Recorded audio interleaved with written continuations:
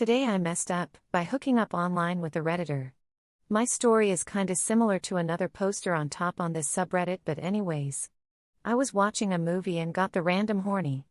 And at the time I don't have an SO or girlfriend and have been single for a while, which I mean, I'm pretty lonely.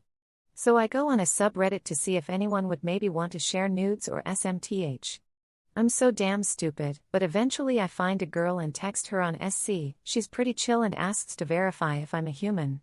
Okay, I guess. She asked for a photo of my full body naked.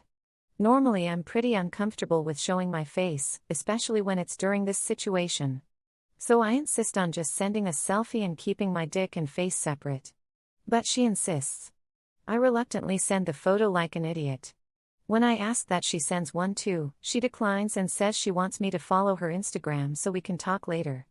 I've been involved in a few scams by accident, so I use an old account from a year ago. The account has barely any connection to my main one. I follow her and she follows me, and boom, she threatens to send my nude to all my Insta friends. Great. I barely got out of this one because the scammer also messed up. She showed me a photo of all the people she would send the nude to, and only one of them were friends. Thank the Lord I can live one more day. I block her on all accounts and unfollow everyone so she can't send it to anyone. I also changed usernames and everything online. It's been almost 24 hours and nothing has happened. Never again. Advice: don't send nudes kids too long. Didn't read. I sent nudes to a stranger and they almost sent it to my friends.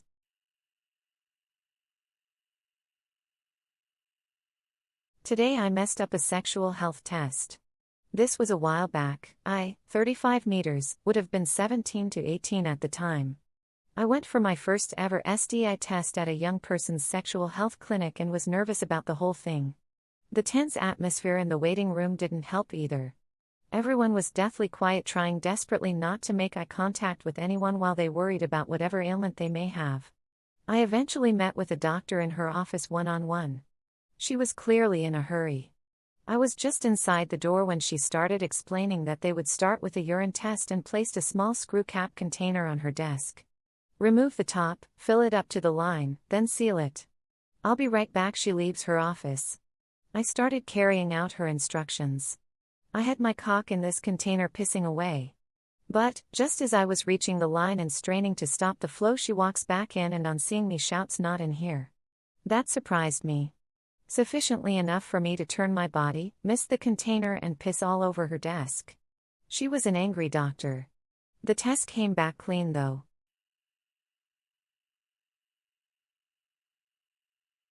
Today I messed up by eating cheese and being the 1%. This did happen to me today, about 10 hours ago. My wife and I both work from home. She works for a popular cheese merchant online, and was sent a box of samples of their new products to taste during a video chat this morning. Loving cheese myself, I wanted to sit in on the call and try some, too. We both worked in the same room so I could listen.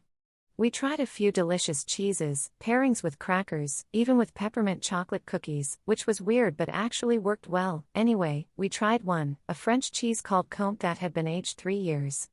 It is very fancy and very expensive, I think about $50 per pound. The person running the meeting said that it naturally develops a layer of histamine in the rind during the adding process, which is a rare and unusual thing. She mentioned that some people get a slight tingling sensation in their throats after eating it, a reaction to the histamine. I have had a similar, very mild reaction after eating apples in the past, and generally avoid apples, but I otherwise have no serious food allergies. I tried the Comte and went about my day. About a half an hour later my scalp and hands very suddenly started itching like nothing I'd ever experienced before.